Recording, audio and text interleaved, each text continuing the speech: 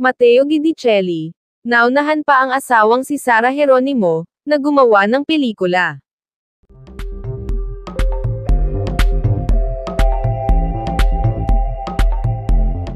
Asahan ang pagbabalik pelikula ni Matteo Guidicelli. Ngayong umandar na ang kamera sa action fantasy film na ginagawa nito, ang remake ng Penduko.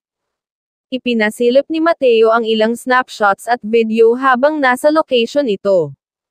Makikitang naka-costume si Matteo at walang binago sa kanyang hairstyle. Hawak-hawak din ito sa video ang clapper na nagpapakita ng title ng movie, at ang pangalan ni Jason Paul Laksamana na siyang direktor ng project. Noong Lunes ang first shooting day ng movie, na nakasulat din sa clapper at caption ng post ni Matteo. Si Jano Gibbs ang nagbida noong 90s sa ganitong pelikula ng Viva Films, at ngayon naman ay si Matteo na ang bida. Well, naunahan pa ni Matteo ang kanyang misis na si Sara Geronimo, na magbalik pelikula. Noon pa kasi hinihiritan ng kanyang fans si Sara na gumawa uli ng pelikula.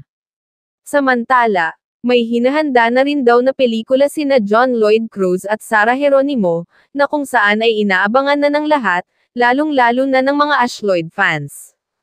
Para sa iba pang maiinit na celebrity news, ay mag-comment lamang po sa video na ito, mag-like at mag-share, at huwag po nating kalimutang mag-subscribe at i-click ang bell button, para maging una sa mga balita.